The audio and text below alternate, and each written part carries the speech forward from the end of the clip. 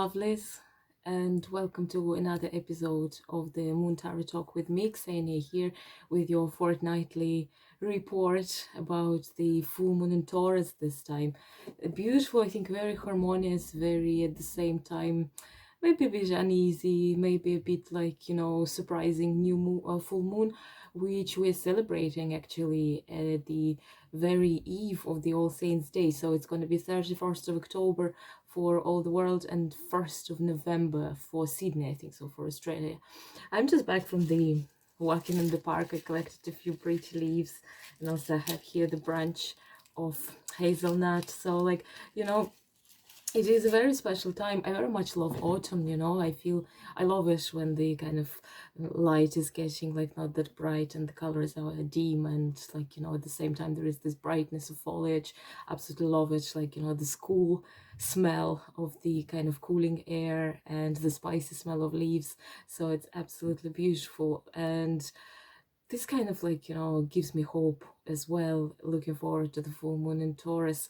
I started feeling actually much more energy after the new moon in Libra. Let me know how you're coping. Actually, we're approaching the end of Mars retrograde. It is what, I think November 14, when Mars is going to station direct and will be like, this full power before going forward again. So like, we have two more weeks to survive and until we can again move forward and plan big achievements and plan building our kingdoms and so on.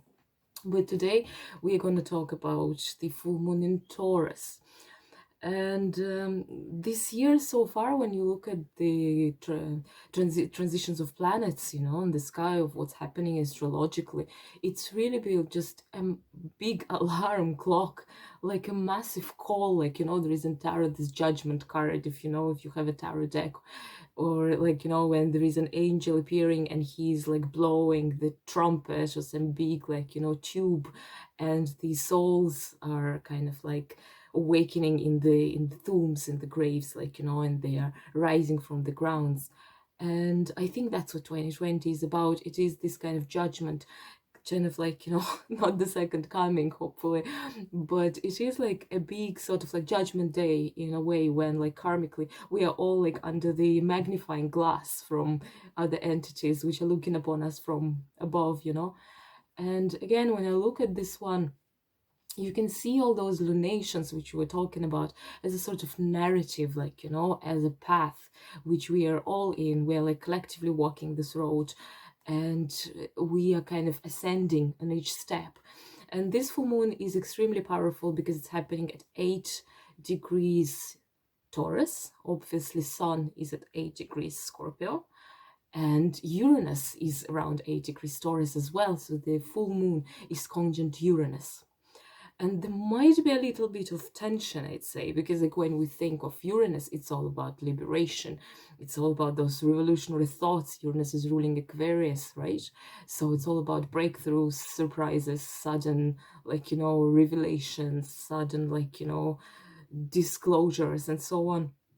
And Taurus is more about like tradition and being passionate and calm and very grounded and so on. And here they are together, and they're opposite the Sun in Scorpio. And it is our blue moon, as you might remember. On the 1st of October, we had the full moon in Aries. And now in 30 days, on the 31st of October, we have the full moon in Taurus, so the second full moon of the month. And it's called the blue moon, as you know. So it's a very rare occasion. And we're all invited to participate in this event, right? So when I was thinking what to talk about, well, to begin with, Taurus collectively is our second house, yeah? So it's second house of career, second house of finances, and so on. We in Ireland are now in the second lockdown. It happened like about a couple of days ago. And it's again like a time of uncertainty for many people, I'd say, because like all the businesses are closed again. Only essential businesses like, pharmacies and grocery shops are open, And my heart is fully with people who lost their jobs, like I'm working in the office and then I'm doing some research, so I can work from home. But not everybody is so lucky. And I still invite everyone, like, I by no means am good at it myself, but I'm trying to kind of try to raise my vibration nevertheless and try to change my attitude. I think that's like one of the main lessons we can master over this lifetime, that lots of events do not depend on us. I would say probably the majority of events do not depend on us, even when we think that the situation is under control. It is never fully under control, because things might happen the last minute, you know, which don't depend. So theoretically, nothing is really in our full control. And what we can master is basically change our attitude towards those things, you know, and take advantage of even like bad things, you know. It is this kind of medieval, scholastic, philosophical concept of the to be honest, I don't know really how it's called in English. I know that in Latin something like it's, you know, in Greek rather, it is something like Theodicea, something like theodicy. I don't know really how to pronounce it in English, but it is the kind of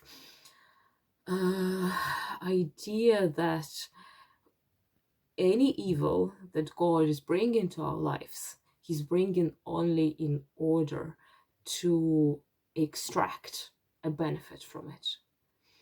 And I think this full moon in Taurus with Uranus is inviting us to think of it, because collectively it's our second house of finances, career and money and self-value. And with this situation, very often we don't really have like either much income or even much like self-confidence and self-value, because we're all constantly frustrated with what's going on in the world. But Uranus is actually, he's like this deus ex machina, yeah, this god from the machine, whatever it's called, this kind of like, you know, sudden factor which is just appearing and solving everything. And Taurus is inviting us to ask ourselves questions that, okay, in which areas of my lives, or in which areas of my career, or of my professional growth, of my money making, do I feel the need to invite this Uranian energy of freedom and liberation? What change is needed in order for me to succeed and to feel free, liberated, inspired, totally like, you know, full of energy and full of drive, and being happy that I'm waking up every day, you know? So I would say, in case like, you know, you feel like you're hitting the dead end, Uranus is here really to help, because we can ask ourselves those questions, you know? And it is, I think, important to keep this in mind, that like, you know, even the greatest sorrows and difficulties and trials and tribulations are given, like, you know, in order to bring something better to our lives. Like, you know, it is this moment when the lightning is striking, like, you know, but it serves as an awakening, you know, and ultimately it is for our benefit. So what else did I plan to talk about? Yeah, so Taurus is associated with throat, yeah, with throat chakra. So I would say, because so many planets are retrograding at the moment, like, you know, and especially personal planets, Mercury and Mars are both in retrograde. So it is very much about personal change, like, you know, not something external, but more like of an internal dialogue.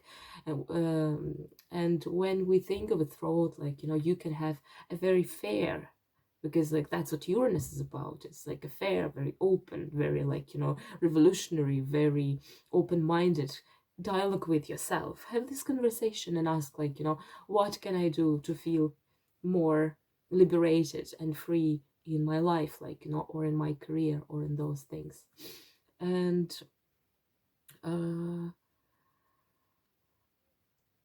this full moon is also activating the axis of Scorpio Taurus.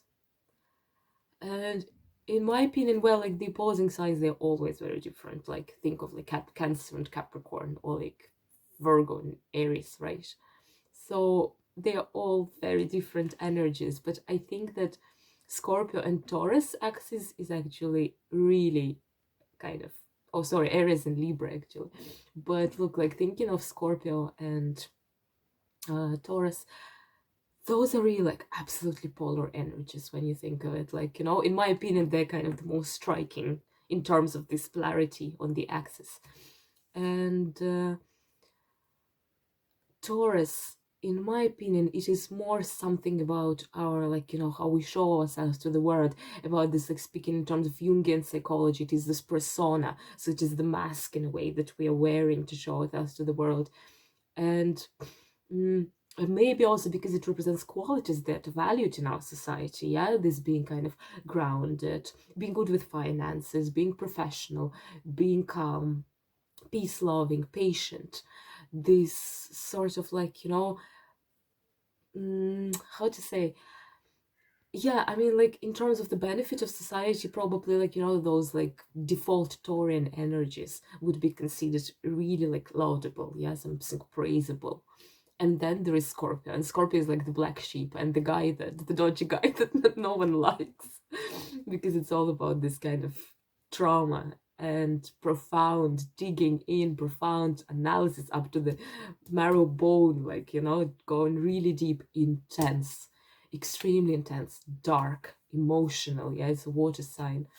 And sorry guys, I'm having a bit of like what is it called, like dust allergy at the moment, so I'm sorry for the noises that I'm making.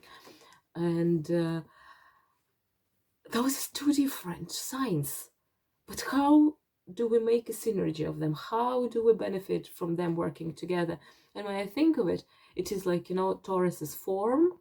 Taurus is something established already, which has shape, so it's form. And then Scorpio is transformation, right? Scorpio is like, this impulse, this like, sudden impulse which transforms things. And this is again something like very Uranian, isn't it? Like that sudden change which is brought, like, and this triggers the transformation, the mutation of the matter, of the something which already has taken shape. So it is like, the shape is maybe scattered in 1,000 pieces, and then by whatever force it is brought together. It is like, Big Bang. It is really the creation of something new. And that's why I think this full moon is extremely powerful, because it invites us basically to balance what our internal things, everything scorpionic, plutonian. And the sun is there, yeah? And the sun is what? The spotlight, shedding light on things, bringing things into our awareness. So being aware of our, like, deepest fears, anxieties, our alter ego, shadow side. And through this shadow work, and through these conversations with alter ego, and through asking where I am unhappy, what am I afraid of? If I'm afraid of that, then what? What's next? How can I deal with this? How can I grow? How I can be liberated from my fears? Yeah, so Uranus is opposing Sun at the moment as well. Like, it's all about this liberation, maybe through non-traditional ways, yeah? Taurus on the one hand is very traditional, but Uranus is total opposite, like, non-conventional, alternative ways of doing things. And bringing this into the balance. So on the one hand, having this really thoughtful, trustworthy dialogue with yourself through the Taurian throat chakra, with yourself, and asking yourself, how am I going to be liberated? What do I need to change? Without emotions, without too much, like, sadness. Just having this fair, grounded, peaceful conversation with yourself. And at the same time, like, then the Uranus and the Sun and Scorpio, they are kind of activating those ideas of transformation and so on. So there is this balance between changing externally so that we can also change our internal representation, how we act in the world, and how we are self-valuing, and how we are making money, and how we're growing financially, and how we're bringing abundance in our life. So all those topics are extremely important. What else is happening? Venus is at 4 degrees Libra in its own sign, and Venus is also ruling Taurus. Venus is bringing this dimension of pleasure into this full moon, right? Venus is feeling comfortable in Libra, and Venus is also, like, a ruling Taurus, as I said, and it is opposite Chiron, our healer, which we were talking about in the previous videos as well, healing this planetoid or whatever it is, this little planet which was named after the Greek Centaurus, the healer, the magician, the astrologer, the wise elder, and it is opposing Chiron at 5 degrees Aries, and Aries is the sign where Mars is retrograding as well. So there are those topics as well of healing, of pleasure, of being kind to yourself and like, you know, being hopeful and making this huge leap towards liberation, but at the same time feeling safe, knowing that basically you are protected by the divine energy of Venus, like, you know, by the universal love and all those things. And another important thing that is happening is that Mercury is retrograding in about like 26 degrees of Libra, and it is square the Saturn. It's square Saturn. So what you might expect, why I said that it is, I think it's a beautiful moon, it's a potent moon, but at the same time you probably might experience things like, Mercury's communication. It is retrograding, and it is also like about the internal dialogue, and it might feel some restriction from Saturn, which is Pluto is also very close to that, and Pluto is ruling Scorpio. So you see how they are all actually connected so powerfully, all the planets which are making aspects to each other. And I suppose the main idea what I wanted to talk about for this full moon, speaking of symbols, is that as always we'll look first at the tarot cards, which are significant for this lunation. And Taurus in tarot cards is represented by the major arcana number 5, the Hierophant card. The Hierophant, you know, very often there would be a pope depicted in it, or like, you know, some sort of religious leader. And the Hierophant represents all things traditional belief systems, institutions, being part of a well-established structures. The wise elder, probably also connected to nature because Taurus is the earth sign, and knowing deeply, like, you know, the mysteries and the energies of the earth, being part of a bigger collective which is sharing traditional values, traditional points of view. What else do I have? Being a mentor yourself or having a mentor. So maybe tapping into the ancient traditional knowledge and learning, not through yourself, but through consulting someone who is already well educated in those areas. And it is not about building your own belief system, but it is about learning something about the traditional ways of thinking, which I think is beneficial always. Because you can't truly become a revolutionary unless you really know what you are denying, right?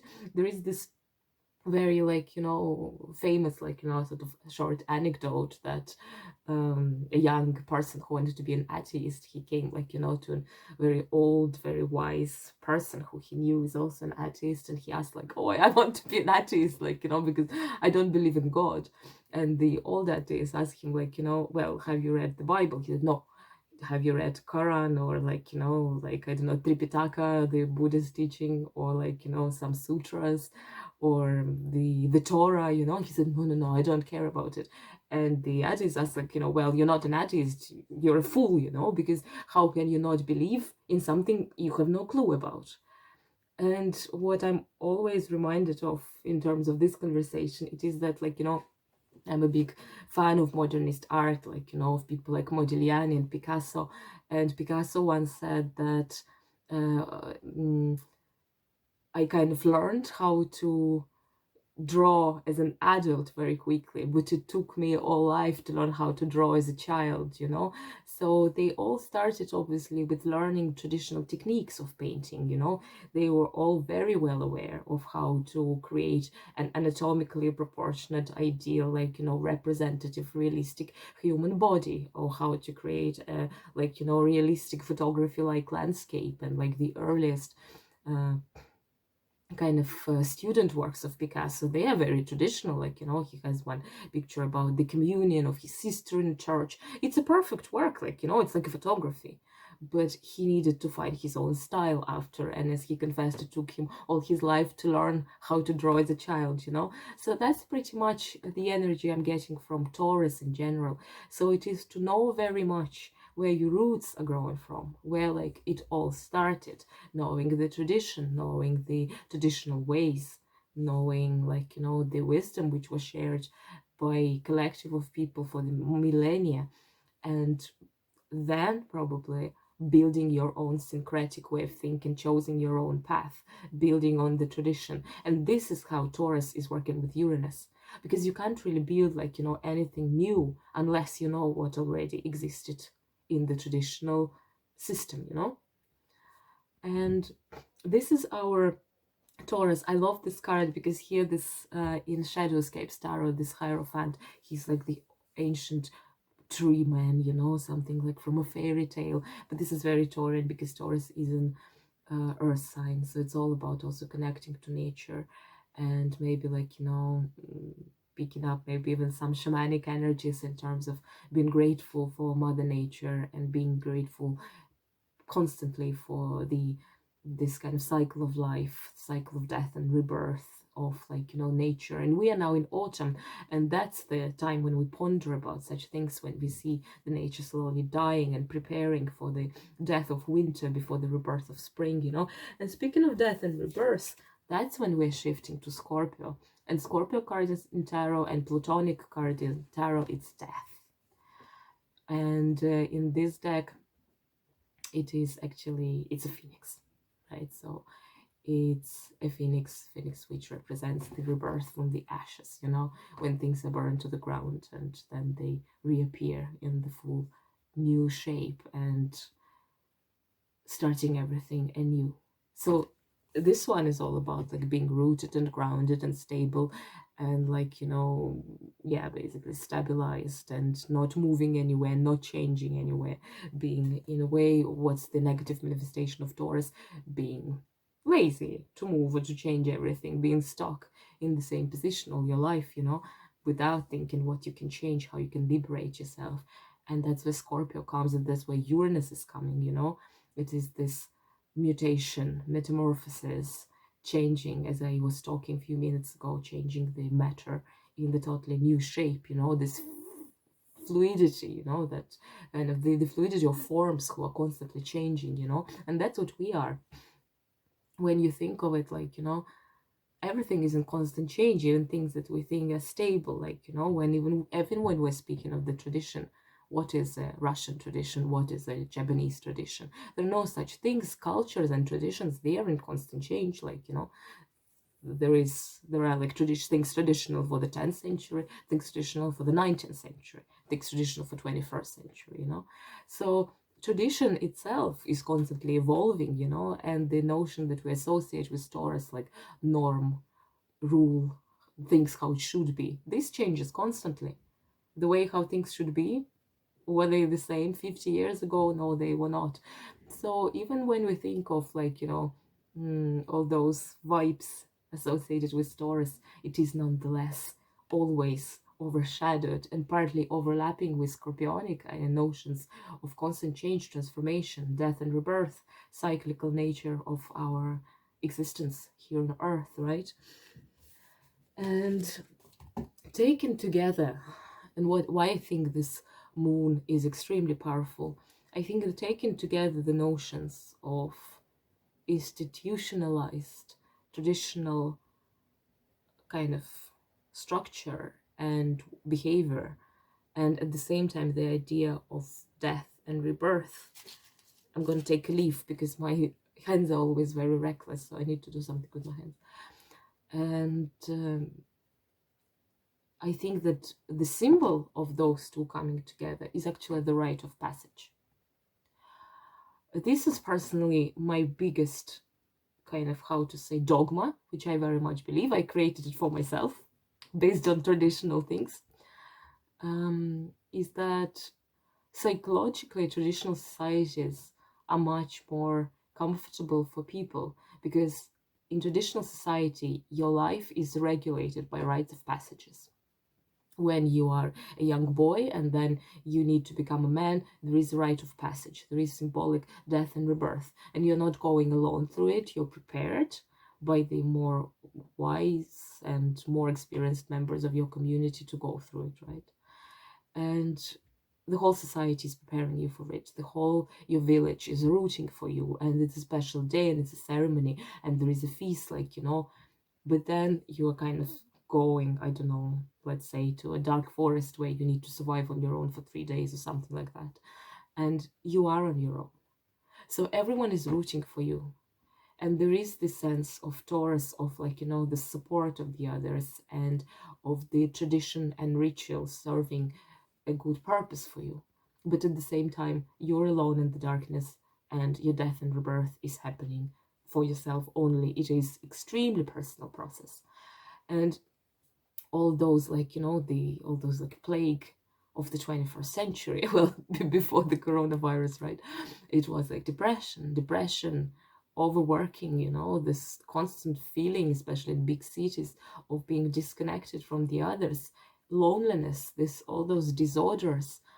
And things didn't happen. They did probably exist, but things did not exist in this way when you're constantly supported by the society, by those institutionalist rites of passage. And I think what this full moon is about, it is about our collective rite of passage very much. Like the whole 2020 has been that the universe is basically giving us sort of like a magic kick in the ass, to move forward, to raise our vibrations, to keep moving. And we all need to do those collective leaps. We are like staying, all of us, at the precipice. And we need to do this jump, to the next level. It's like a computer game. I don't know. I never play computer games, but that's how I imagine them. It's a quest, right? So you need to keep moving and to keep doing something and to keep going through those magical thresholds and the rites of passage. And this new moon, this full moon, another thing why it makes think me of the rite of passage is that it's happening at this 31st of October, which is now called Halloween, yeah, but in traditional Celtic calendar, it's called Samhain. And so just a couple of words. Traditional Irish calendar was the calendar of, how do I say, herdsmen, so people who are taking care of the cattle, yeah. So all the months, from what we know, how we interpret and when the seasons are starting these times, it's kind of all shifted 1 month before, and there were 4 calendar festivities to mark those occasions. So there was Samhain on the 31st of October and 1st of November, which was the beginning of spring. Then on the 1st of February, there is Beltane. Oh, excuse me, there is Imbolc. There is Imbolc, which is the beginning of spring. Then the 1st of May, there is Beltane, the beginning of summer. And the 1st of August is Lunasa, the beginning of autumn, right? During the Celtic revival, there was this massive kind of decadent movement of artists and poets and writers like William Butler Yeats and Lady Gregory were parts of it. So there was some idea that Samhain is the Celtic New Year, yeah, that for them it was the kind of the beginning of the year. I don't know if this is true, but definitely for maybe like in sort of like Irish pagan pre-Christian belief system, Samhain was the most significant of those 4 calendar festivities. Because that was the most mystical and transcendental time of the year. Well, they all are, but I guess when days are getting darker and winter is approaching, people knew that evil spirits, or in general, like, spirits, they reside in darkness. So, of course, that was the most feared time of the year. And usually the more anxieties and fear we have about something, the more we are trying to control it. And ritual is the form of control of those events. So there are plenty of tales in like early Irish language, right, which are kind of focusing on Samhain. So like important events are happening around Samhain, and mystical things are happening around Samhain, more than like, that we would expect that Beltane or Lunasa or Imbolc would be mentioned in those tales. Like the pivotal points are usually like extreme adventures are happening around the Samhain time. Not always, because they contain extreme adventures are happening all the time, but in general, Samhain is extremely important. And there is one other tale that I wanted to talk about. It's called Echter Nere, so like the journey of the outing of Nera, and it happens on the eve of Samhain. And what Neri is doing is like, after he's asked, like, there is sort of like a trial that the king starts, because they hanged 3 men, and he wants to see who of the warriors would be fierce and bold enough to go and deal with one of the hanged men. There is something that he needs to put a sort of like rope around the feet of the hanged man, or something. And so Nero volunteers to do this, and then at the end the dead man starts talking to him, and he asks Nera to take him on his back and to bring him to the house where he can drink some water, because he was hanged thirsty. And Nera does this, and like at the end of many adventures, he ends up entering the She Mount. Yeah, so the She, it is those magic hills of Irish folklore. You probably all heard of Banshee, this whatever it is now in modern consciousness, this scary woman. But in general, Banshee just means the woman of the hill. And Ace She, it is like the folk of the hill. It is this traditional belief of the fairy folk in Ireland, which existed up to very recent times, like middle of the 20th century for sure. And so Nara enters the She, and he stays there, he dwells, he marries one of those fairy women, and he becomes the warrior. He's not the warrior, but like, more like a servant of the king of the She, like, and then there is the final battle between the fairy folk of the Mount and actually the human forces, the human army of people, and this is just an example to show you how it was believed that during Samhain, the borders between the worlds, they become particularly thin, they become fluid. So at the end, you might be walking, I don't know, following your path, and without doing much, without doing practically nothing, you're already in the other world. And that's why there is this kind of mystic feeling that you don't really know when is our world and when is the other world. So basically the two worlds are so overlapping, and they're kind of like, like this. They'll create some sort of like, fabric from two different essences, and it's all mixed together. It's not that this is our world and this is the other world. No, it's like it's so fluid that they are kind of like constantly intertwining,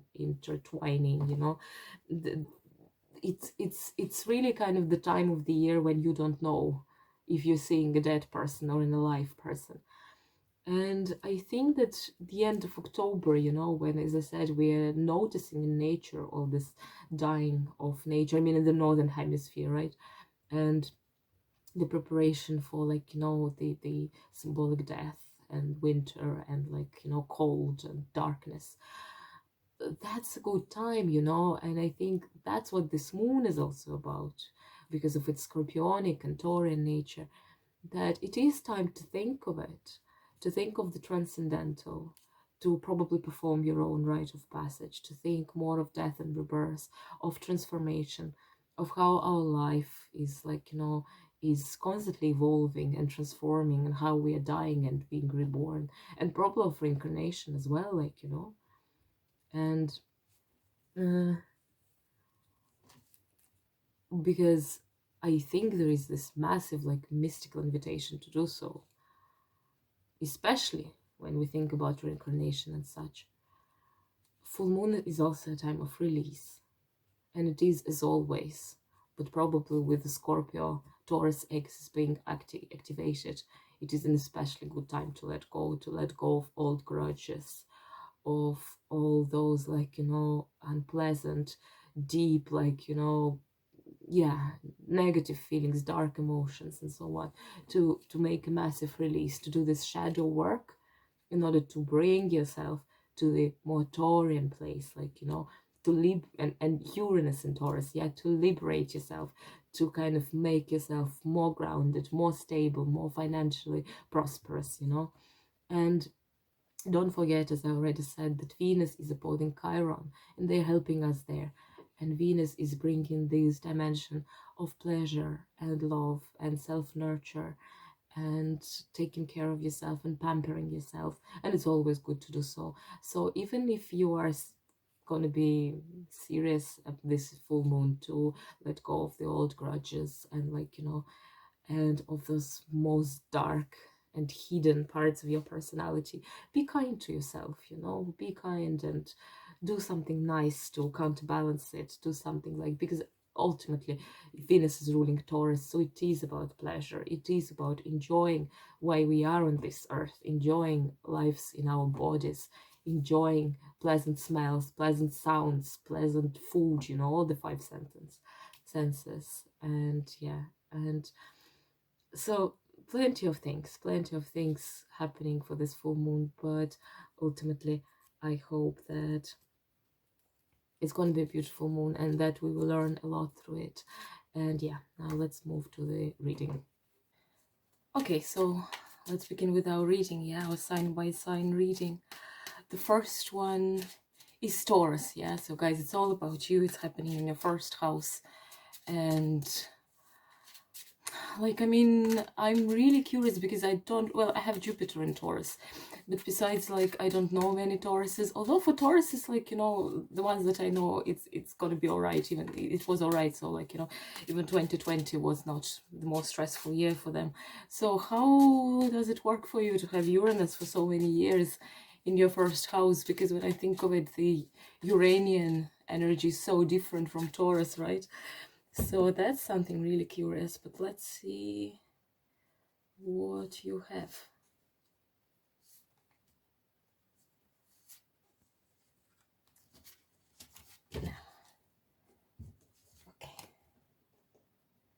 Okay.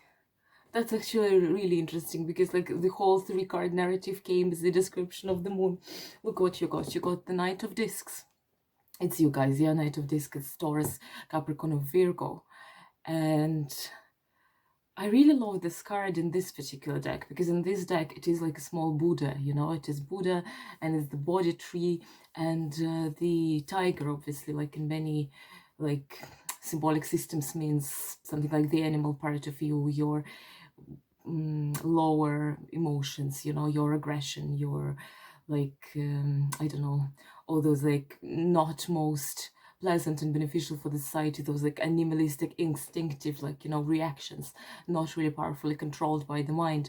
But here the emotions are fully subdued to this boy, and again, it is something about subduing your inner demons and your inner tigers, with not with force, but with gentle love of a child, enriching the body tree, so the awakening through it. For you, I think, Taurus, this whole reading and this whole moon is about awakening, because there is essentially you, this card is very stable. It's about middle way. It's about knowing what you're doing. It's about really measuring your pace, knowing where you're going, not taking unnecessary risks, basically being yourself, Taurus. And then we get the moon in the middle, and then we get the Ace of Wands.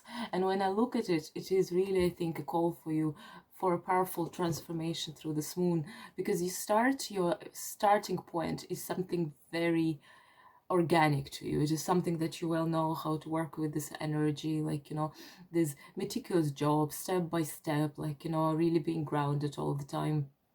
Assessing the situations of life, from the point of view of really rational thinking, and um, taking everything with a grain of salt, so not overreacting, not being overwhelmed by what's happening, but basically having your emotions under control always, and staying connected with the body tree, which is, as I said, in Buddhism, it's the middle path, middle way. Yeah.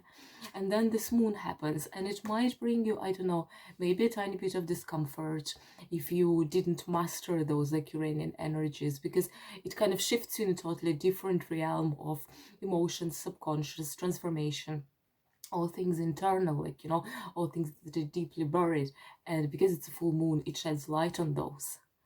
And then the electrification starts. It's the Ace of Wands, so it's new, fiery, creative beginnings. Yeah, it's the card of new starts. But I really love this card, and I think when you speak of Uranus, that would be such a good illustration for it, because on it, you see, there is this lion, and he's torn apart. So it is something that comes from inside, from this fiery furnace inside, and that it kind of climbs to be shown externally, you know. So it is some massive change, or it is some massive kick, like, you know. It is really this moon, it probably brings you a bit out of your comfort zone, but nevertheless, like, you know, it invites you to balance those two, because moon is between those two cards and it kind of unites them. So something like very much known to you and very much, as I said, organic to like how you would behave normally, and then the moon happens, but it offers you a kind of blessed transition to this new state. Maybe you will get some new information, or maybe you would get this kind of like energy of final transmutation, you know. In any way, like, as I said, the moon is conjunct with Uranus, you know. So, and that's how I actually see it, like, you know, in Taurus. I think, like, you know, the whole Taurian reading, it's so much about what's really happening for all of us. We can even take it as a collective reading, you know, because we are all experiencing the energy from Taurus of this period of time. And you see here, like, you know, it is really this potent, powerful new beginning which totally changes you. Like, you know, the face of this person hasn't yet taken shape, you know, so it is kind of the fluidity of forms, multiple possibilities, multiple opportunities to pick up with, like, you know, but it is ultimately about accepting this change, like, you know. So yeah, this is pretty much also about like Taurus and Scorpio, those like transmutational energy united by the moon, triggered by the moon. So yeah, don't be afraid, like, you know. I think it might be a very good time for you to think of what you'd like to change in your life, what is not working, like, you know, where metamorphosis needs to be performed in your life, you know. But I think this is such powerful, like, 3 cards, you know, and I think you're really invited to work with the energies of this moon really deeply. It's happening in your first house after all, right? The next one is Gemini. Yeah, for you Gemini, it's happening in the 12th house. 12th house, very karmic house. Oh, so what's in store for Gemini for this moon? Let's do this. Well, that's kind of unbelievable. Okay, the first card is actually the same as Taurus. I love how it's going so far. So they're kind of picking up, like, you know, picking up. We can so far imagine the 2 readings are in line with each other. Yeah. So we have Ace of Wands, 8 of Wands, and 7 of Swords. To be honest, those 2 cards, they're very similar in what they're talking about. Ace of Wands is the beginning of Wands, of the suit of fire, creative energy, life force, and all things like that we do with drive and passion. And as I said, I always take this card not only as a new beginning, but as a new beginning not from the empty spot, but as a new beginning in sense of change from the previous stage, like, you know, because this card, it's like visually, it's so much about change. It's about like being electrified by this inner flame, and then it goes up to the top of your palms. It, like, you know, it basically it occupies the whole your whole head space, you know. So like when you look at it, and then you're growing wings, like, you know, also wings with those, like, you know, red plumage. So some sort of like really powerful inspiration and powerful metamorphosis again. Like, I think like that would be our like keyword for this reading for the new moon, which is, or for the full moon, sorry, which is like about scorpionic energy of death and rebirth, transformation, transmutation, and so on, and Taurian energies of kind of like being grounded and stable, and at the same time accept this change, you know. And for you, it's happening in the 12th house of karma, of release, and full moon. It's usually the time for releasing things, like, you know. So just in case you feel that things are changing, and I believe in 2020 things were changing for all of us, you just accept this and try to actually like keep this fire burning inside of you, like, you know. And it's not by mistake, that it's not that heart is on fire, your like internal space on fire, your sacral chakra, or not sacral, yeah, sacral, but also solar plexus more than anything else is on fire. So like your center of your life force, but then it goes to the head. So it is this idea of, I think, combining Scorpio and Taurus. Scorpio is about transmutation, especially in your 12th house of like release and karmic change and so on. But Taurus is about head. It's an earth sign. It's like, it's a grounded sign. It is about accepting this change in your head, thinking through, but at the same time fully accepting it, because it's again like, those two cards, they're in conversation with each other. Again, same suit once, so some big change might happen for you.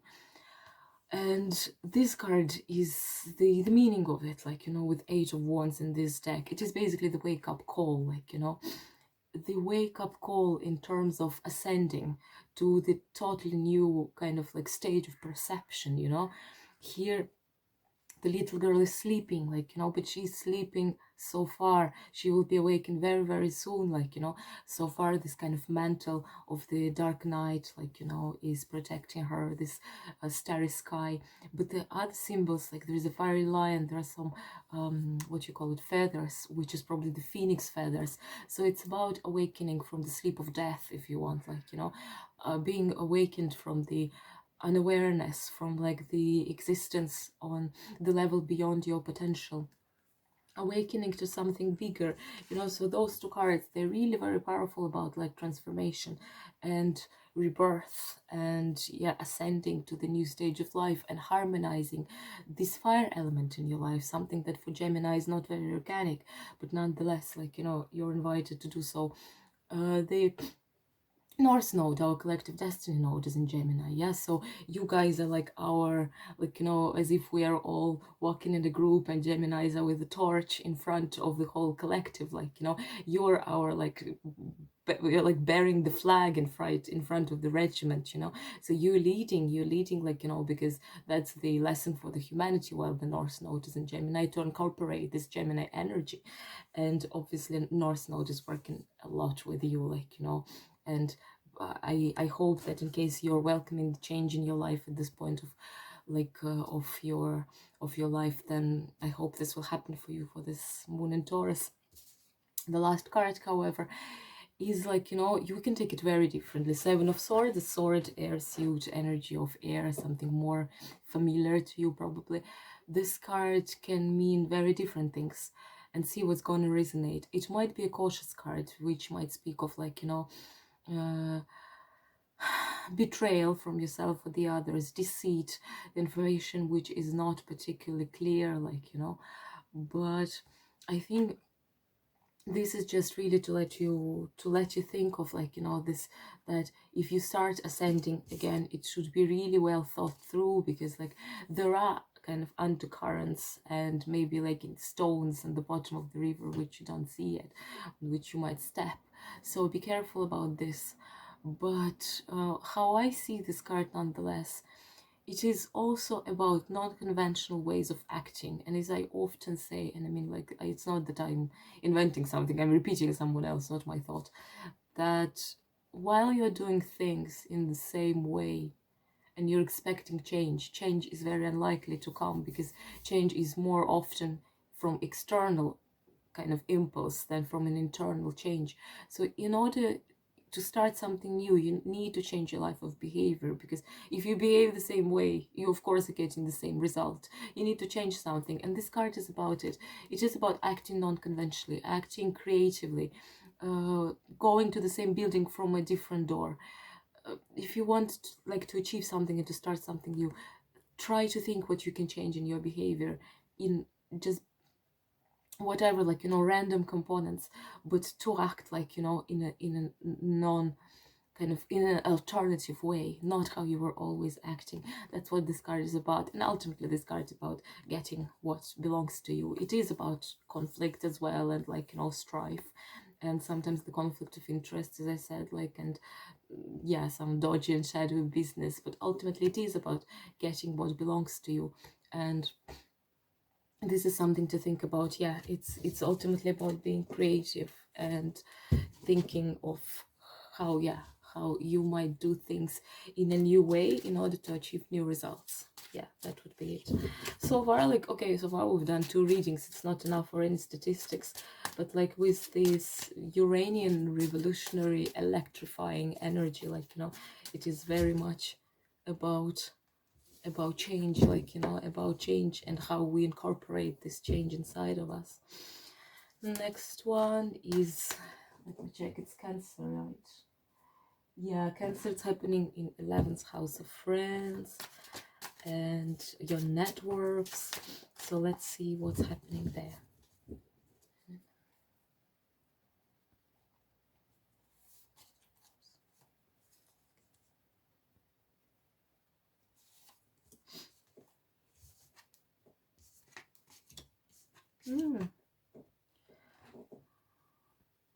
Okay, so you actually got also once, like, you know, you got this fiery energy as well. 5 is a bit of a challenging point. We'll talk about it.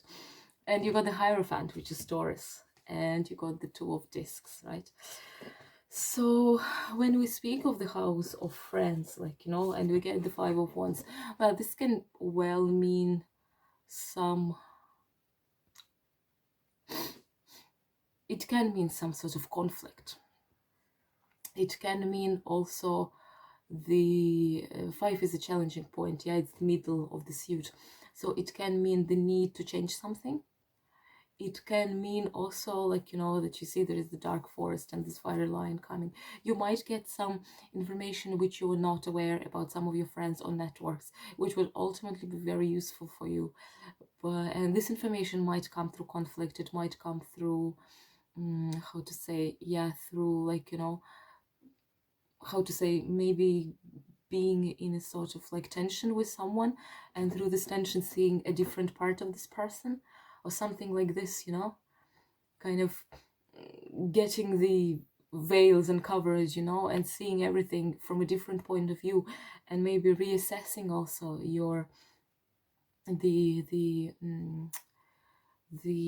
circle of your friends, like, you know, or it's not only about friends, it's happening in the 11th house, but the whole life is not only about 11th house. So it might be about getting some, like, you know, information which you didn't expect to hear, and looking at something from a totally different point of view and acting accordingly and reconsidering.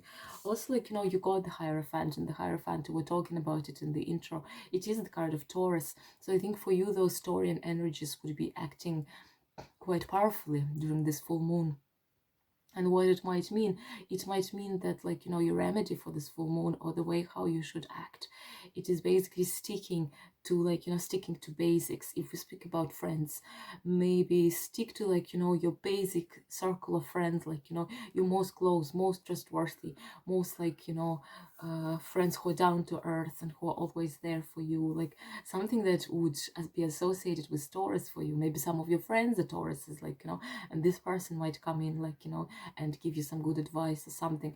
Or if we speak of some internal development, it is ultimately about, like, you know, here is the figure of, like, you know, some like, you know, religious figure.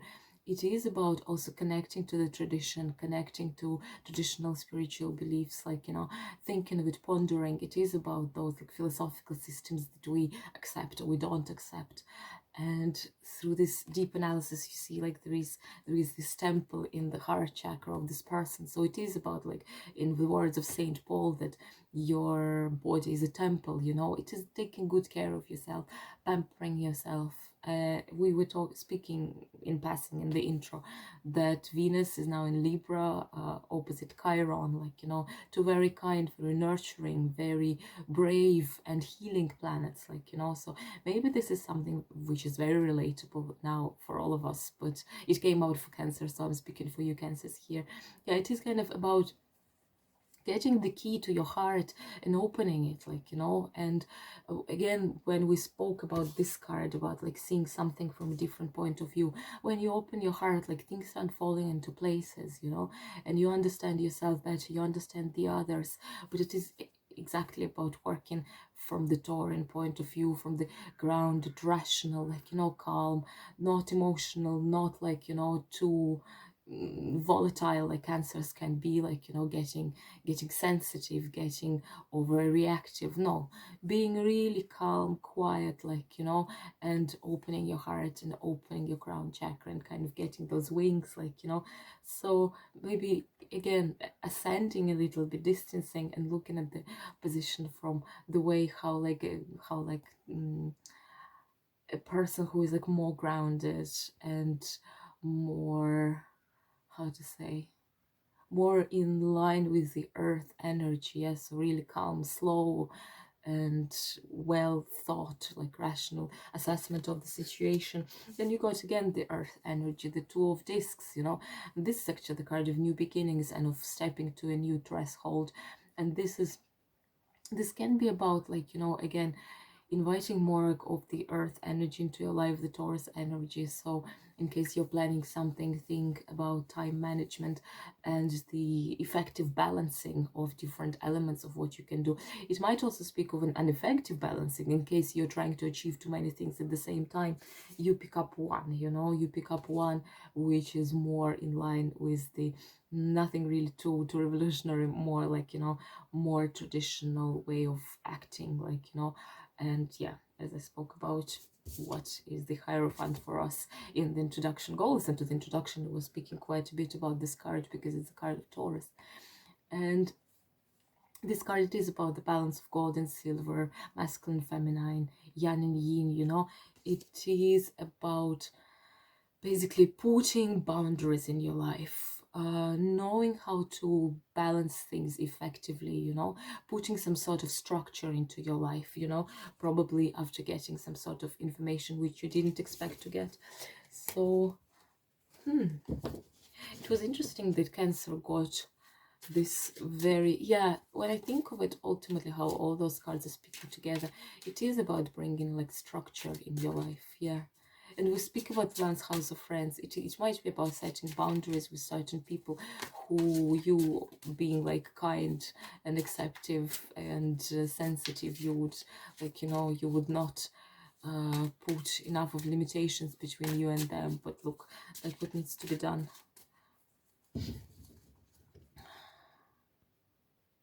Answer. Next one is Leo, right? Let's check. Yeah, Leo. Leo, 10th house of career, right? Yes, 10th house of career. Okay, let's see what's happening for you, Leos, there.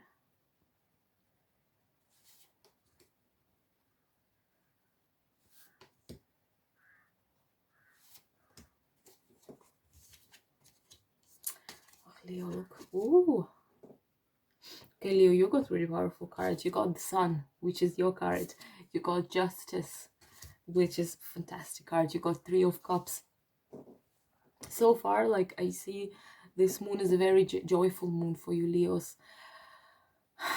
It's hard to say if all the Leos would get a progress in their careers in the challenging circumstances we are in, but at least, like, you know, maybe there will be some shift in your attitude, if not in the external world, but maybe in your attitude, you know, to it, that you will get, I don't know, some impulse to start feeling more lighthearted about the position in which you are.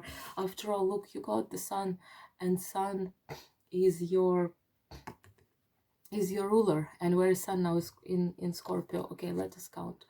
Leo would be first, Virgo second, Libra is your third house, Scorpio must be your first house of home. Yeah, so maybe actually your remedy would come where your Sun is sitting. Sun is your ruling planet, and now it is in Scorpio in your fourth house. Maybe it is something about not focusing on your career that much at the moment, but focusing actually on your house and on your home. I mean, on your home, on your family matters, on your siblings, on your family, you know, and taking comfort from that. And knowing that in case, like, you know, putting priorities, knowing that in case your career is not anywhere you would like it to be at the moment, maybe you're affected by COVID, and I'm very sorry if that's the case, but knowing that there are different priorities in life. Maybe you have a wonderful family which brings you actual comfort and more than any job would ever do, and or having like the spotlight on your house as a physical place, like, you know, or maybe even changing something in your house, making it more cozy, more like yourself, like, you know, to make your house show more like leonine. I don't know what's the name of the place where Leos are living, like caves, like cave of a lion. But yeah, it is about bringing sunshine into something related to your family and the house. But maybe it's also like, you know, would speak that your career would be in the spotlight. That might be also the case, that there would be like, you know, some good news and some like, you know, abundance and some joy and some bliss appearing in your life, like, you know. But somehow I would like to look at where the sun is now, and it is in Scorpion, the first house, at least that's how I interpret it. And then you got the Justice, and Justice is Libra, yeah, and Libra is your third house. So it is something in between those two houses that you need to focus on: the first house of the family, third house of communication. If we speak again of the moon, which happens essentially in your 10th house of career, maybe there would be some communication, like, you know, to you, something bringing like news or some information of how you can apply yourself better, how you can develop yourself and evolve, you know. But justice is essentially about the fact that the justice will be served. That's all. If you were waiting for something and you thought that things that are happening to you, they're not really, how to say, fair to you, like, you know, this is always the card that eventually things will fall into their places and justice would be served. But again, like, you know, on this card it is about Mard, and Mard, she's the president of this it's not court, it's kind of this judging of heart, you know. I'm sorry, I forgot the word. I don't know, court of heart. I don't know. Yeah, you know that she's weighing when you die. She's the presiding over the court of Osiris, like, you know, the god of the underworld, of death and rebirth in Egyptian mythology, and she's weighing the heart. Putting her ostrich feather to balance it, like, you know. So it is also about the examining of your heart during this full moon, you know, because justice would be served when some process inside is starting, like, you know, when you assess if you've been fair, if people were fair to you, if you always act, like, you know, from the purity of your heart and from the place of unconditional love, and, like, you know, trying to understand this balance of how you behave and of how you feel, and of, like, you know, again, seeing the priorities in your life and what's more important to you and what really matters. And maybe after this sort of reassessment of the weighing of your heart, like, you know, you will change your attitude and your point of view, and you say, okay, actually it is enough what I have, like, you know. And justice would be served through this way, through actually your own change of attitude to it, like, you know. And that's how you would feel that actually no misdeeds were done to you, like, you know, that essentially everything goes in the right direction, although sometimes it feels that it's not. Your last card is extremely lovely as well. It is about reunion, it is about, like, you know, friendship and harmony between people. But this card very often, at least in my case, comes for me when I'm doing, like, you know, readings about career and so on, because you see there is one river and it becomes three streams.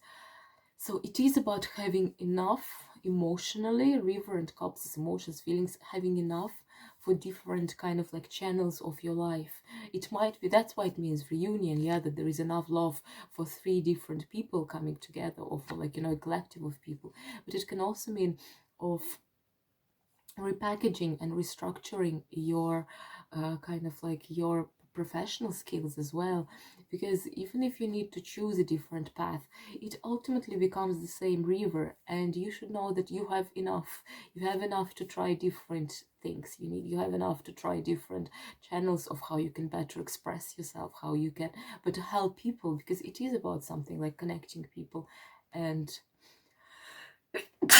sorry guys, and connecting people and showing enough love for all the other people, you know. Yeah, but in any case, you're getting a very blissful reading, I think, with lots of promises about like, you know, the sun and the justice would be served, and about good time, maybe with your family and friends, who knows, like, you know. Or in case I said it's about career, think like, you know, that your career is not a rock, like, you know, that it's like, it's more fluid, it's like a river, you know, in which same water can take different shapes. And it doesn't mean it's not you, it is always you, like, you know, but the water takes different shapes of the vessels in which it's poured, you know. So even if you change your career path, even if you apply your, like, you know, loving nature to something else, then still it is you, like, you know, and there is enough, there is always enough of you. Next one is Virgo. It's ninth house, yeah, ninth house of this quest and philosophy and learning and teaching and expanding. Yeah, very Sagittarian house. God, we got again, like, you know, same card. We got King of Discs, Ace of Wands, again the third time it's coming. It's real, it's this Uranus, you know, and Six of Wands. Well, King of Discs, Virgos, it is about you, like, yeah, it's Virgo, Taurus, or Capricorn, it's about Taurus. So the moon is happening in your fellow earth sign, so it is like, you know, by default a more comfortable energy from you that I will, like, you know, previous moon in Aries, let's say, yeah. And I think maybe by now, Virgo, you're feeling a little bit better than in the previous readings. You were getting like all those Eight of Swords and so on, so all those like cards of not knowing how to go. I think now maybe this full moon is actually inviting you to remember who you are, that you're Virgo, that, like, you know, how grounded you are, how, like, you know, patient you are, and basically coming into some place of deeper self-confidence and comfort, and knowing that you have this ability to be the king of your universe, like, you know, to be building your kingdom, to creating the life you would like to have. It is ultimately the card of the demiurge, you know, the card of the creator, of a person who, like, you know, who is connected to the inner self and acts with the full knowledge of this. And here there is this kind of figure of, I don't know what it would be, like more like Pan or something. He is like the god of like nature, you know, and he knows very well, like, you know, how you can actually nourish yourself with from those elements, you know, because like he eats the fruit of earth, you know. So it is about nourishing and nurturing yourself as well before coming to this assertive place of trusting yourself and trusting that you can do it and trusting that you can advance. And we're getting Ace of Wands again, like a third time in our readings. It came already. It's unreal. Yeah, it is this Uranus, so it is maybe about this new beginning as well. So when you come to this place of calmness, like, you know, which is like in line with the Taurus energy, then you can tap more into the Scorpionic or Uranian energy of a new beginning, and then you can get a new creative input, kind of impulse. Maybe you would start something new, maybe you would return to, like, you know, some old projects that you were supposed to undertake that were never undertaken, but now when, like, you know, you sat down and you thought of it, you were like, okay, like, you know, it's time to go back to it. It is about like creative impulse and fiery undertakings and new beginnings. And I spoke about this card for Gemini and Taurus, so go watch those readings as well. Don't want to repeat myself, but it is something like, you know, the face of this line, it's not taken shape, you know. So in case you're unsure, know that your situation has not taken shape yet. It might change. It is like in the process of shaping itself. I talk about it in the intro, yeah, that Taurus, it's like form, and Scorpio, it's like, it's the transformation, transmutation. So it is essentially the metamorphosis of form, like the reshaping of form, like, you know, the creation of something new from the old. And the last card that you got is Six of Wands. It's just like, you know, it is an angelic support. It's also a cautionary card that you might sabotage yourself, like, you know, because of this constant Virgo-esque dialogue of being not perfect enough, not good enough, not efficient enough.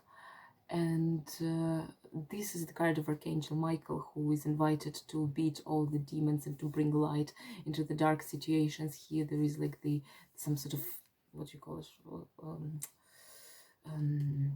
snake, yeah, some sort of snake who he kills, like, yeah, with his snake is a devil, right? So he combats the devil with his fiery sword. So it is about like acting a little bit like Archangel Michael inside of you, like, when I hope that this new moon, full moon, excuse me, because it's so bright, it would bring this fiery sword and it would help you again to release. Full moon is the time of release, yeah, and Six of Wands, it's also the card of like release in this deck, because it is about thinking what your demons are, like, knowing really well that there are things that sabotage yourself from inside, and balancing it with the trust to yourself that, like, you can do it, you can achieve it, you can, like, you have the ability to manifest the way you want things to be, and put, like, really deep cleansing, a kind of like purging energy, like, you see the moon is happening in your fellow sign, yeah, it was Uranus conjunct with Uranus, the Capricorn, Pluto, Jupiter, Saturn all together. In Virgo there are not many transits, but Virgos are affected by all this, because lots of things are happening in other earth signs. So potent release and rebuilding the self-trust, the self-confidence in you, and then, like, trying again, giving it another chance, and accepting the fact that things will change, like, things are not stagnant. You just sometimes, again, King of Pentacles, yeah, it is Earth energy. It's about slow developments. King of Pentacles, it's Saturn, it is about slow developments, about patience, about step-by-step acting, So it's not immediate gratification, but it is knowing that things are taking shape. And even if it takes ages, like, it's not the end, the situation in which you are, like, you can try again, and try again things that didn't work before or something. Scorpio for you, it's, am I correct? Oh, sorry, I forgot Libra. Good that I looked. I was like, why is this going to be like 8th house to 7th? Yeah, Libra is 8th house, yeah. Libras are having lots of things. You have, as I said in the intro briefly, Venus opposing Chiron in Aries, in the sign where we have Mars retrograde. And you have also at the last degrees of Libra Mercury, which is retrograding, yeah. Okay. Ooh. You Libra got 2 cards of 2 pentacles. So Earth energy, Taurus energy, yeah. And then you got the Death.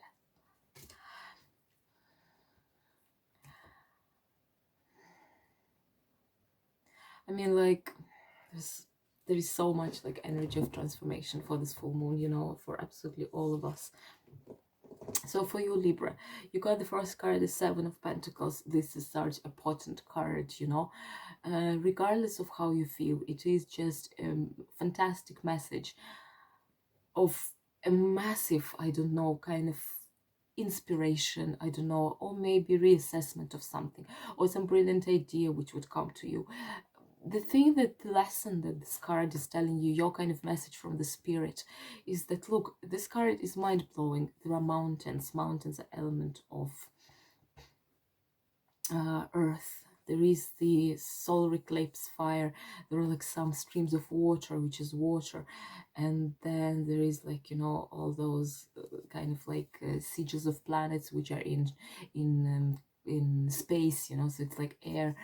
Though all 4 elements are present here, sigils of planets, all the energies of planets are present in this card. Solar eclipse, again, absolutely, in many cultures, especially I would say, well, absolutely not in all cultures, the solar eclipses and lunar eclipses were seen as the potent messages from the spirit, like, from God, times of change, especially I would say in the Asian countries, in the Far East, because in China, the emperor is the son of the sun, yeah, emperor is the sun, his symbol is, he's a solar creature, like, he's the son of the country, and the empress is the moon. So when there was a solar eclipse, it was considered like, as a massive change in the state of the monarchy or in the reign of the present king and so on. So it is something like about really changing. And in astrology, sun, it is self, it is our ego. Like, yeah, it is how we act in the world. It is like our basically our personality, and when it is eclipsed and when there is this massive upsurge of different energies, it's a big step forward. That it's changing, that things are really in some sort of in some sort of whirlpool, and you really need to be to have this trust and confidence that the seeds that you would sow, they would bring fruit, because if the whole universe is working in harmony with you, you can feel that you're not alone. You're part of a much bigger, cosmic structure. All the planets are ultimately working in your favor. All the elements are working to help you manifest. It is a kind of manifestation, It is together with the Five of Pentacles.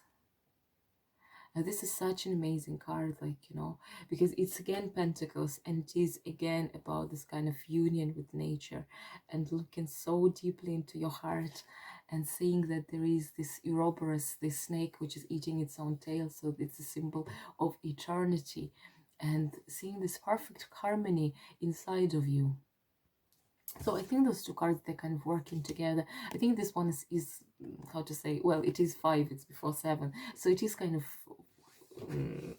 preceding the Seven of Pentacles. Yeah, it is about looking deeply into your heart and seeing that everything is in perfect harmony there, and then manifesting and bringing this harmony outside, in order to create, to manifest what you want. Five of Pentacles is usually the card of challenge. Yeah, it's the card of frustration and of financial struggle probably, but I don't think that's the case on of this deck, because here, this man, he's such in perfect comfort and in perfect balance with himself and with his heart, and you see how he's showing his heart to the world. Yeah, so kind of it is about not being afraid to show yourself and to build the peace inside first before bringing it outside, and then of course death. Yeah, it's powerful transformation, powerful new beginnings for all of us. I was talking about Scorpio. Scorpio is your second house. Yeah, it is kind of your house of self-value, your house of finances, but also of how you esteem and assess your life, yourself, people around you, and it is about some deep shadow work. It is about ending something and beginning something new, about deep transformation. Because you got this card, in case you haven't done so, go and listen to my first the few minutes of introduction, because I was talking a lot about Taurus and Scorpio axis, about this transition of form into the new form, about this kind of fluidity of forms, the flow of forms and changing into each other. It is hold on, my cards started falling. It is about transformation and about reincarnation as well, if you wish, because soul remains same, which is very Taurus. Yeah, having the same core, having the same ground, but at the same time it is really changing. And look, I forgot to tell, Libras, the full moon's happening in your 8th house of transformation, yeah, of money and transformation, essentially. So that's it. And Scorpio next. Yes, Scorpio, for you it's the 7th house. Scorpios, I talked a lot about Scorpio sign in the introduction. Go check it if you haven't done so yet. And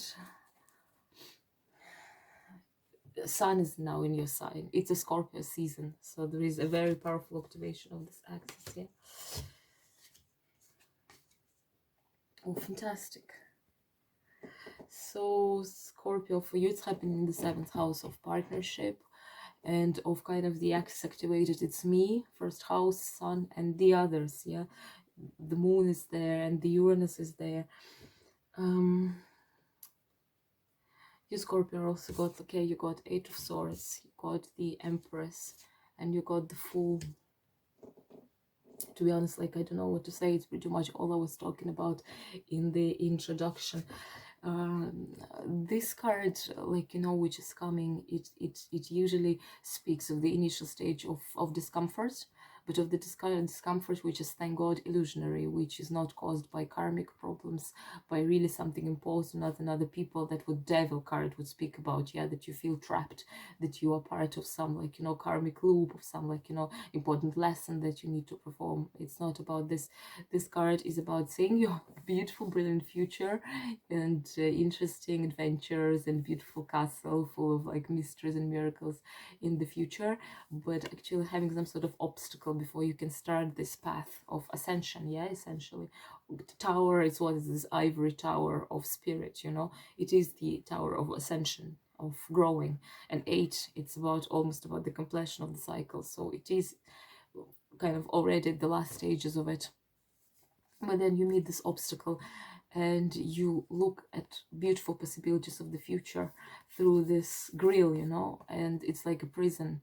It is feeling imprisoned, feeling that the path is too narrow, and you can't really escape, like, you know.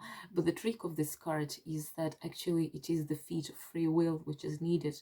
As I said, it's not that you need to solve some massive, like, you know, problem, like in case with the devil card or something. It is just the will to actually open this door and see that there is no obstacle anymore, like, you know. So in case there is a position of feeling like stuck and being trapped and not seeing the exit from the situation in which you are, think of it again, like, you know, actually everything depends on you. There might be a way for you to kind of just really see that, okay, there is actually a way to open this door. And on this grill there are also, like, 3 pigeons or 3 birds, seeing, like, you know, birds, they are mediators between the worlds. Birds, they are kind of messengers between this world and the other world. So birds would be, like, you know, like, bringing the soul to a new destination, to the other world, you know, or bringing messages there, kind of essentially those messengers of spirit, you know.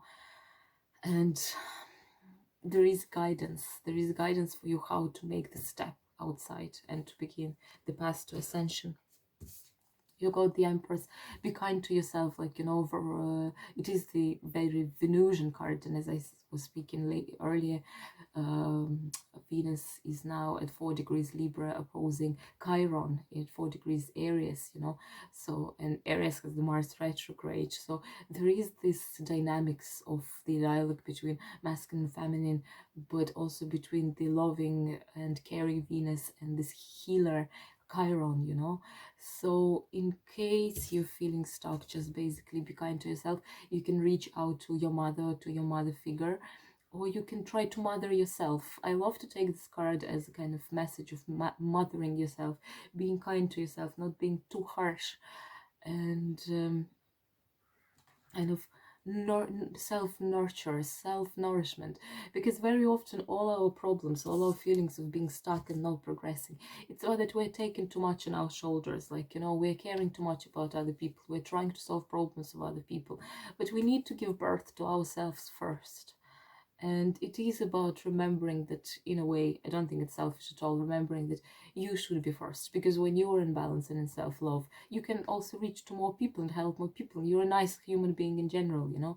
So it always starts with mothering yourself first, being kind to yourself. Do something Venusian, like, you know, Venus is now in your 12th house of, like, you know, karmic release and all those, like, quite difficult energies to accept.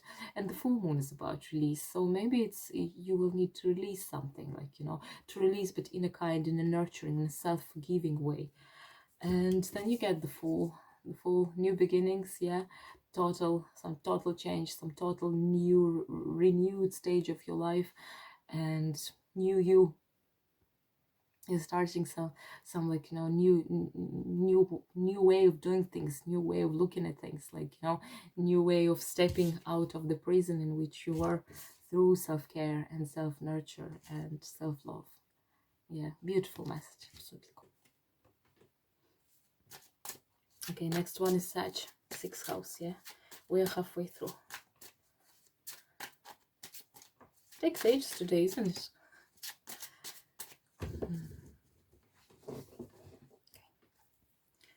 Sagittarius, Moon in Taurus.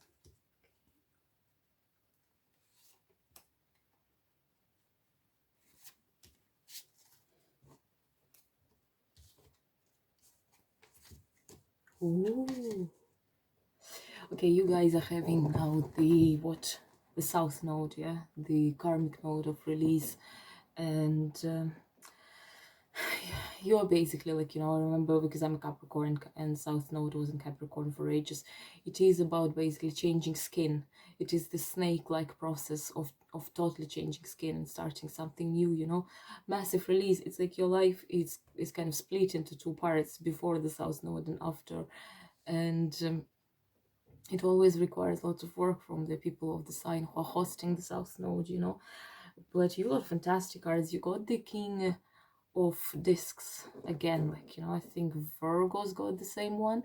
So it is Taurus, Virgo, Capricorn, and you have this massive stellium in Capricorn, your second house of self-value, and the full moon is also happening in the earth sign. So it is about really starting from the position of really being like fully grounded and basically acting like, kind of sitting down and thinking what you want, and acting from the kind of point of view of very rational thinking, very grounded, calm attitude towards your situation. But King, it's like, it's a court card. It can mean, by the way, a person who's Taurus, Virgo, or Capricorn in your life. Maybe reach out to this person if something would be beneficial from this contact to you. But it is also about this, sitting down and building up your confidence, and knowing what your next step would be. And when you kind of actually come up with a plan and with plan of actions, from this very earth energy grounded position, then you got the Magician. You got this most powerful card of manifestation, of like, showing yourself to the world. Basically, by now you should have like all means to start something new in your life. Watch the introduction. I talked a lot about the Scorpio Taurus axis, about that, and that's pretty much like what your reading is showing. So you start from the point of view of Taurus, like, of traditional ways of approaching things, of like, deeply grounded, connected to your roots, knowing where all this is coming from, like, seeing the root of the problem and the kind of consequence and so on. And then you get to this very powerful energy of transformation, very Scorpionic energy, and Scorpio is your 12th house. That's where the sun is now, and it is a 12th house of like, release and karmic change, and kind of finalizing things before stepping forward, before starting from the point one again. The Magician, he is like, he is the most powerful creator. He manifests what he wants. He fully knows himself from within, from without. He knows his environment, he knows his circumstances, and he is ready to create. It is the courage of transformation with the powers of yourself, like, of your psyche, of your mind, of your heart, of your soul. You can be the magician in your life. You can create the way you want things to be. It just comes from the place of total self-trust, self-confidence, and not overly overwhelmed emotional approach, but very grounded and stable approach. And as I was speaking, the full moon is conjunct Uranus, so we can be expecting like new things, new kind of revolutionary ideas, new electrifying action inside of us. And your last card is the Ace of Cups, so it is about new beginnings. New beginnings, probably mostly from on the in the domain of emotions and feelings, you know. Maybe it's about like some new relationship, maybe it's about the new stage of the relationship with other people, with yourself, with your partner, you know. It really depends. Or of the, it might speak of the change of your emotional attitude, your emotional reactions towards the situation in which you're in, like, you know. But this, wow, that's really a powerful reading, because you got the Magician, which is such a powerful card. It's just that the Magician reversed, which is you didn't get reversed, yeah, but the Magician reversed speaks usually about, like, you know, procrastination and being overwhelmed and not knowing how to apply your talents and powers in order to achieve what you want. But the Magician's trait, it's like about full control of yourself, and knowing very well what you possess, what are your features, what are your main gifts, like, you know, and knowing how to apply all of them. Plenty of signs are getting aces during this reading, like, you know, because this full moon, it is so much about this kind of surprising, absolutely renewing energy of Uranus. You know, Uranus is kind of the star of this lunation, because it's conjunct with the full moon, so it's like in the spotlight, you know, and it might bring like lots of surprises. In general, it's a very powerful moon for everyone, I'd say, especially because Uranus also works with the Sun and Scorpio, with this kind of impulse of transformation, of changing the form into something new. The next one is Capricorn. For you, Capricorn, it's happening in your 5th house of your creative expression, of your romantic partnerships, of children, and so on. Ooh, okay. Okay, so the moon is happening in your fellow earth sign, yeah, this electrifying moon. I think is it sextile? No, it's trine, yeah? Is it a trine between the Scorpio, the Capricorn and Taurus? Anyway, yeah, it's happening in the fellow earth sign, and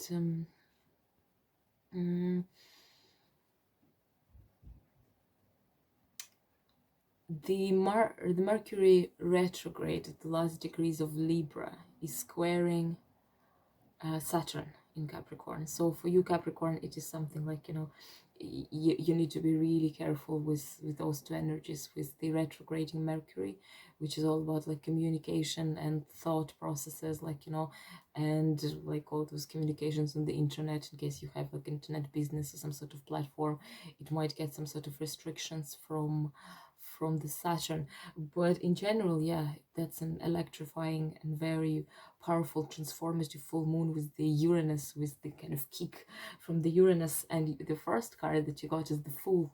Fantastic card. It's all about new beginnings, starting something new, basically. Yeah, coming naked. He's in the mask. Why is he in the mask? Because he has no face yet. The face is only about being taken shape in the process. Your personality is going to change. You would like it's about stepping into the unknown and starting this quest of a fool. And you're getting those new beginnings, but you got also the Hanged Man. Powerful, like, you know, from 3 cards, 2 of the cards are major arcana, you know. What this can speak, those two, is that you start the new beginnings, Hanged Man, by actually thinking of your situation in a totally different way, yeah? So the way we see things is that our feet are on the ground, our head is up, you know, and we think straight, but then you do the kind of headstand, you know, like the yoga position, the headstand, and you see things turned like 180 degrees. This card very often speaks of delays, of frustration, of feeling yourself not here, not there, kind of hanging between the earth and the sky, not fully touching any of the sources, being totally disconnected, being like, you know, on your own, lonely card of like delays, basically, you know, of being stuck as well in the situation. But because it came with the Fool, I think what it speaks about here is that there is a powerful energy of new beginnings, and how you would accept and incorporate those new beginnings. It is through changing the way you look at things, thinking out of the box, thinking if you want to start something new, how you would do it, how you would start these new things.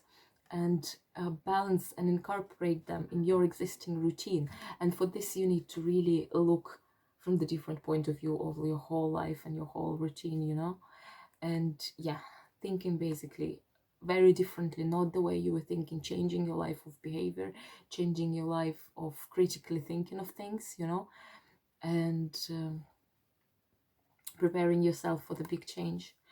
This whole company, like Saturn, is moving into Aquarius very soon. I think the first days of December or something. Yeah, then there is happening this Jupiter-Saturn conjunction. Also on the 21st of December. Yeah, so basically all the planets, only Pluto will stay. The Pluto will do its purging work in Capricorn for like way longer. But in general, things are about to change. Heavy energies are about to shift from your side. And you need to start thinking about what are the new things you want to manifest, you know. And the Taurus moon, which is all about transmutation, it is here like as a kind of general rehearsal before stepping into the unknown again. Your last card is Four of Pentacles. That's the card of Sun in Capricorn. So basically, like, you know, when Sun moves into Capricorn at the end of December, that's when this royal conjunction of Saturn and Jupiter would happen at 0 degrees Aquarius. So they will be moved by then from Capricorn. And it is about trying to find your new path, finding your guiding star and following it.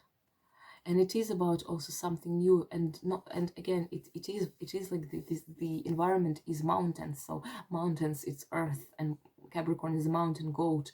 So it is kind of like maybe getting into the environment which is more comfortable and organic for you, in which you better know how to orient yourself, and following this guiding star into the unknown. Yeah, two of them. Maybe this change would come like when the Sun moves into Capricorn. I think that's what it speaks of, in terms of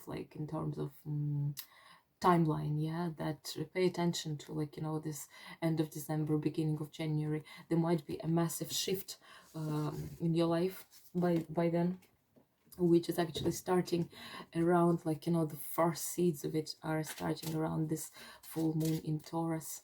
Beautiful cards, like, for Capricorn. Yeah, very beautiful. The next one is Aquarius, right? Let me check. Yeah, Aquarius, fourth house. Yeah, Aquarius, your fourth house of family, of home, of your relationship with your siblings and with people in your household, you know, maybe your housemates and things. Let's see what's happening for you, Aquarius.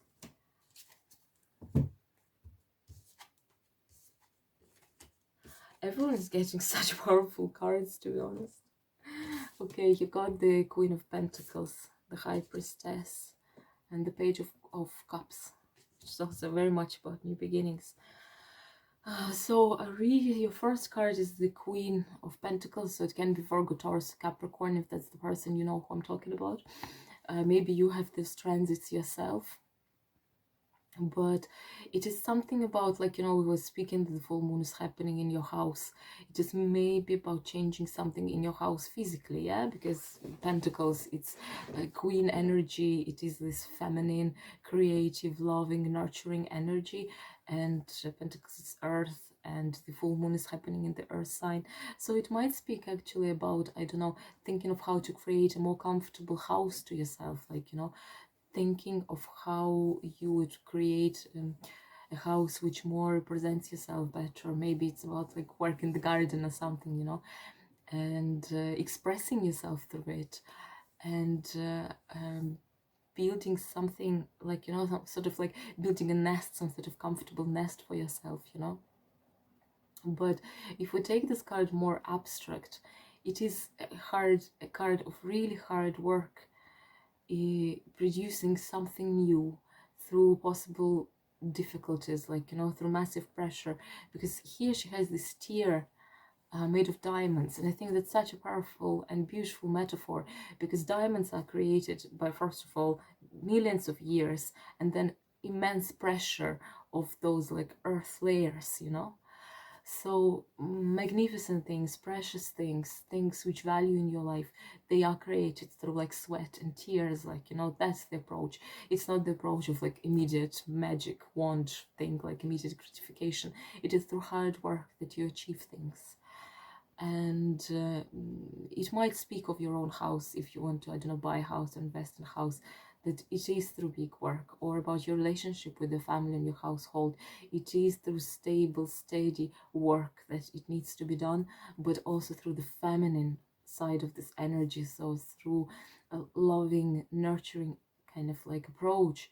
And it might always speak again about like self-value and self-nurturing and self-love and pampering yourself and taking good care of yourself.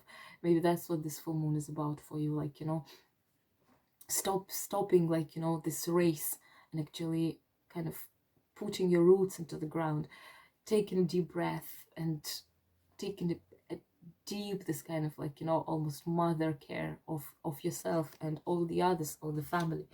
And then you got the High Priestess. It's again this feminine energy, but on this case, it's the feminine energy on the deeply spiritual level of kind of keeping this fire inside of you protected, keeping it in full power, you know.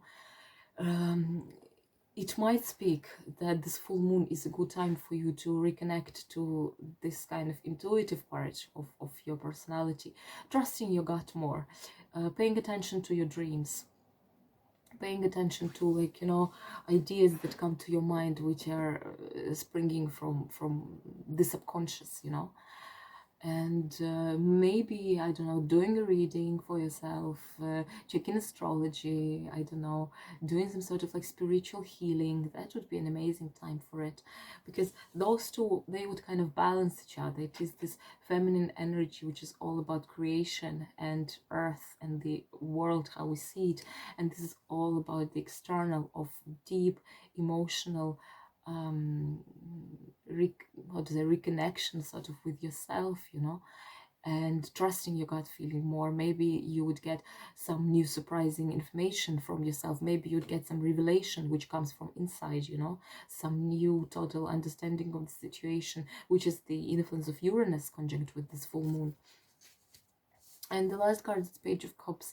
It's such a beautiful, very useful energy. It can be a person who is Pisces, Scorpio, or who's there?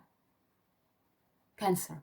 So a person of the water sign, young person who could, like, you know, maybe it's someone in your household, someone from your family, like, you know, with whom like you would experience something meaningful during this full moon.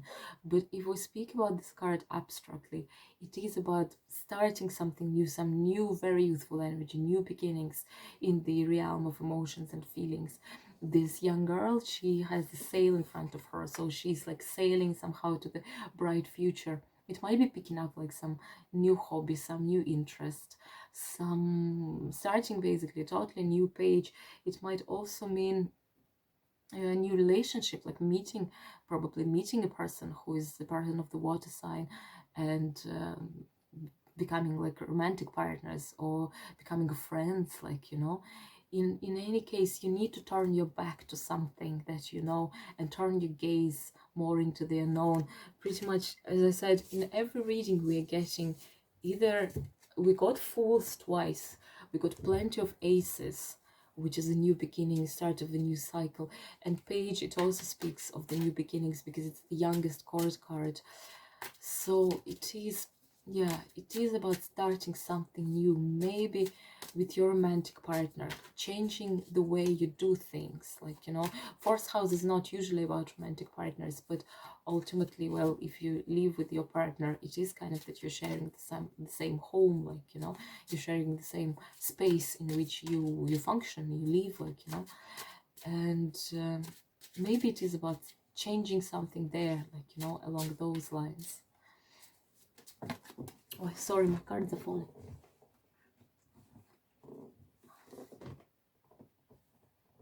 Now we have Pisces, yeah? For Pisces, it's happening in the third house. In the third house of communication, yeah? With the Uranian, influence. The communications can be very unpredictable, let's say.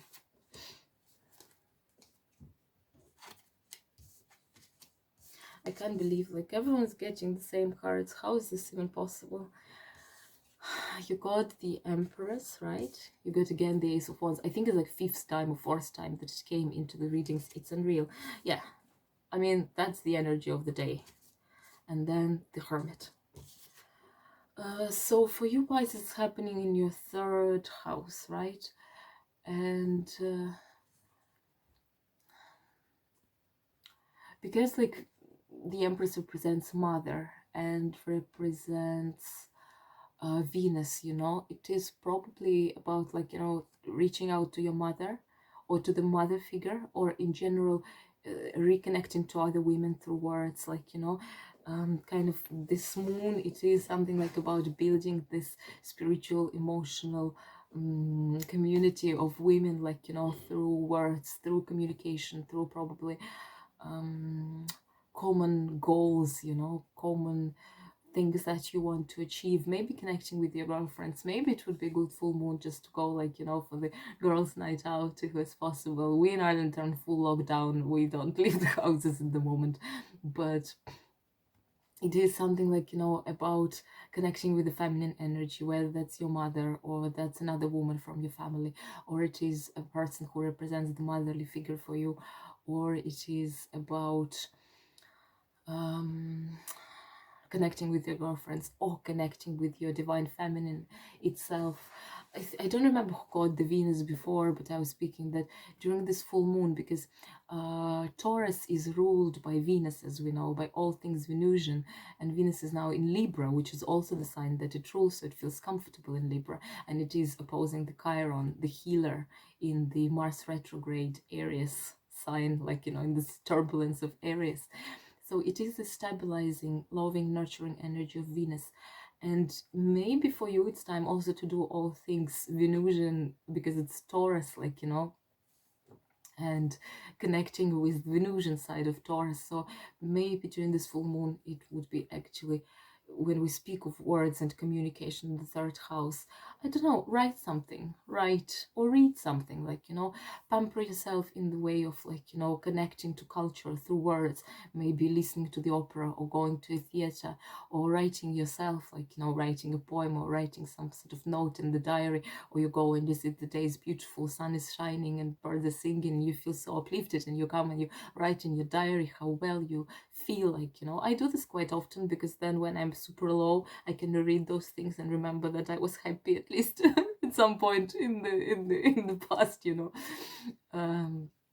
But I think it is a good time to actually do, like, all the things Venusian, maybe to have a night with your girlfriends, you know, that you would be doing, I don't know, masks and massages and all those things. So it might be also, like, about your physical body, because Taurus is very physical, like, and Venus is all about taking care of your body. I don't know, something sensual, yeah, something like good food, pleasing your senses, like, you know, a massage, or, like, you know, some pleasant smells, something which would kind of boost this Venusian approach in you, you know, something like this.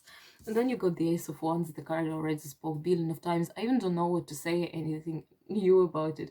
I remember Taurus got it, and I think Gemini got it. So go listen to those two. But the thing about this is that you start a new beginning, and you get this kick from Uranus, which we all do. And it is about shape shifting. Yeah, it is about changing shape and developing this inner flame, which goes, like, you know, to the palms, which is kind of piercing all your body. It goes to your head, it goes to the palms of your hands.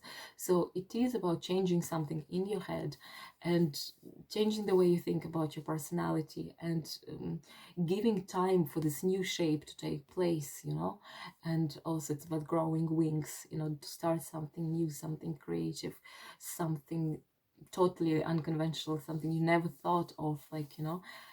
It is such a fantastic card of new beginning. For me, this card, it represents Uranus in this reading, and it came so often. And then you got the Hermit. Hermit is Virgo, yeah. Virgo is your, let me think, yes, it's correct, yeah, Virgo is your 7th house. So in a way, although the hermit means staying home and going deep inside and, like, you know, taking care of the lantern of your personality and of your, like, you know, the spiritual guiding star, I think that because it's your seventh house and because it came with this and with this card, I think it is more about reaching to others in this case. Virgo is your seventh house of friends, like, you know, it is something, again, like, you know, something about along the lines of what I was speaking in relation to this card, reaching out to others and feeling part of something bigger, reconnecting with your friends, reconnecting with yourself as well, because that's what Hermit is doing. Like, Hermit is going deep inside, and but somehow I don't see this card as a card of isolation. I see more this card in this case as the card of your seventh house.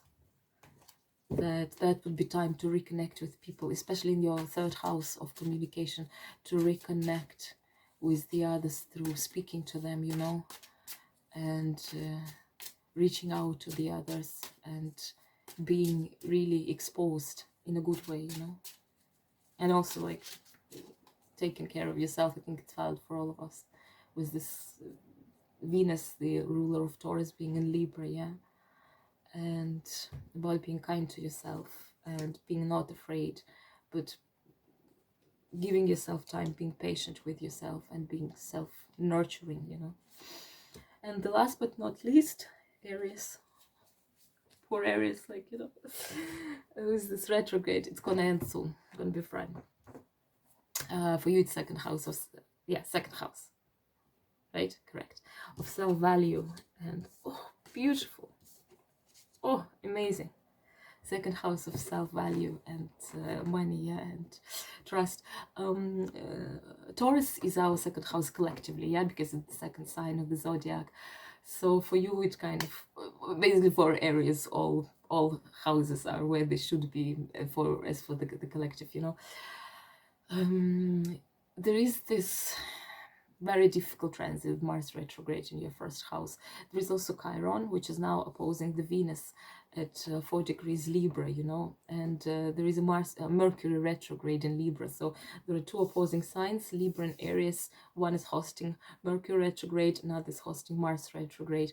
Both two personal planets, Mercury and Mars, yeah, not like generational planets, personal planets, retrograding at the moment. So it is about gazing, turning your gaze inwards, you know, not rushing things, but going inside, reassessing. I'm sure you've been hearing this for ages since Mars retrograde started.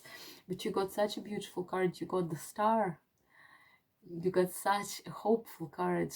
So it is such a good message. It's the best card in tarot deck. It is about being hopeful, having the support of angels, having the support of your soulmates. It is the card of total harmony and total balance.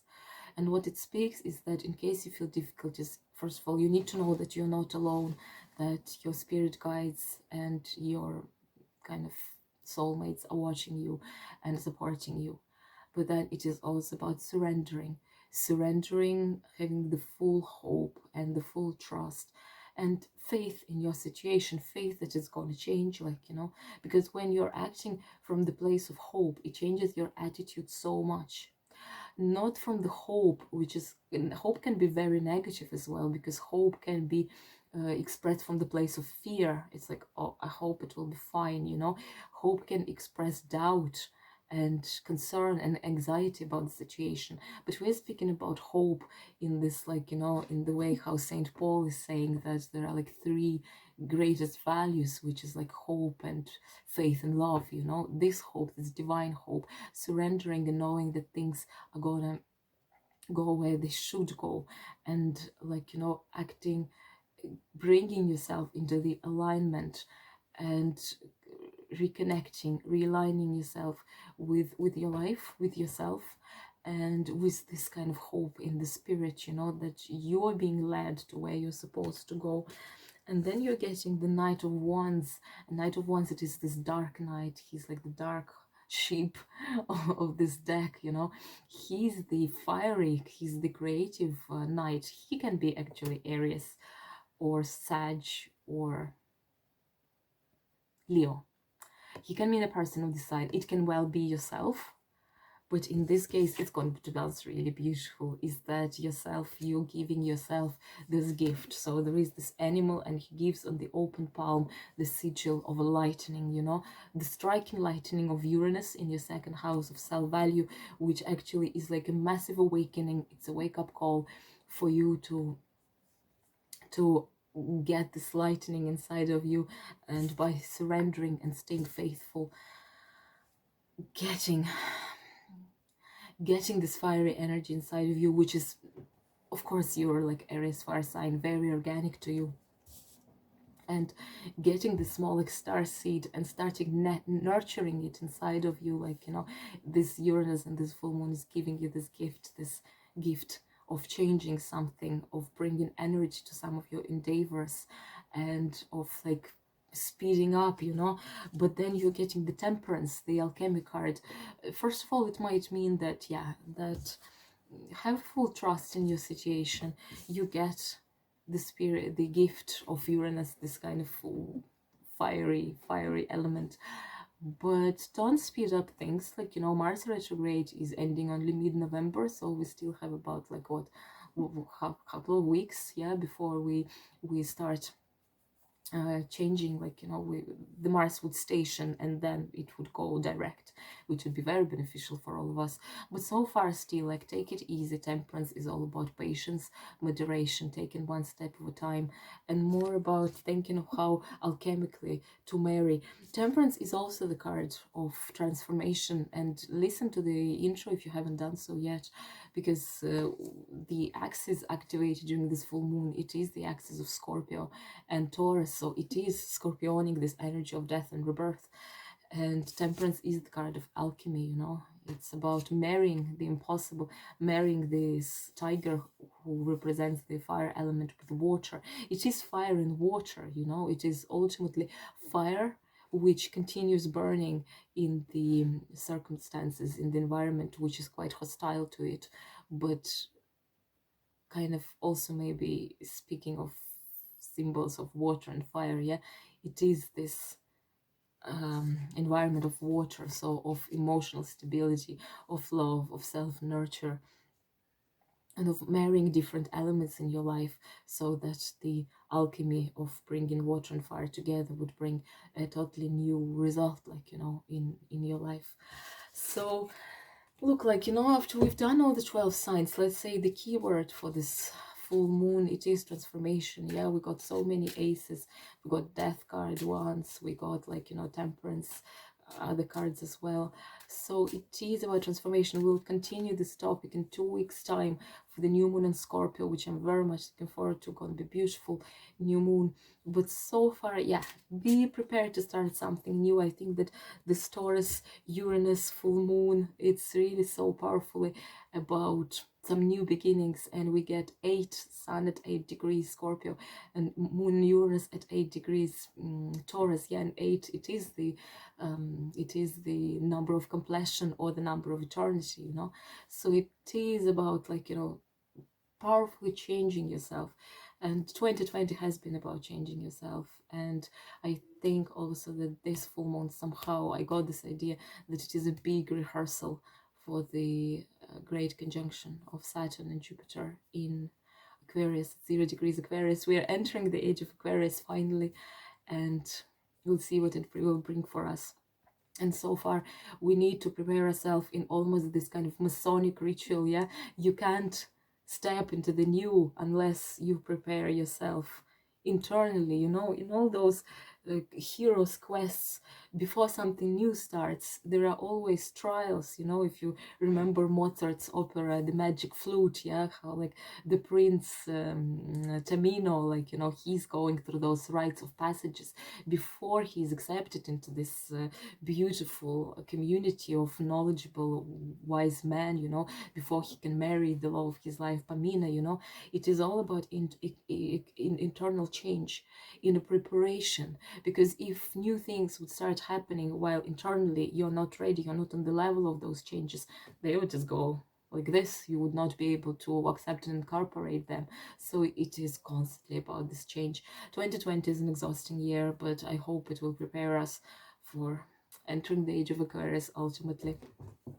Well, I'm wishing you a very good donation. Please mark it with some special occasion. I think it's a very special, very powerful moon. And I'll see you in 2 weeks' time. And I'm wishing you all the very best. And may all the blessings of the Spirit be with you. Bye.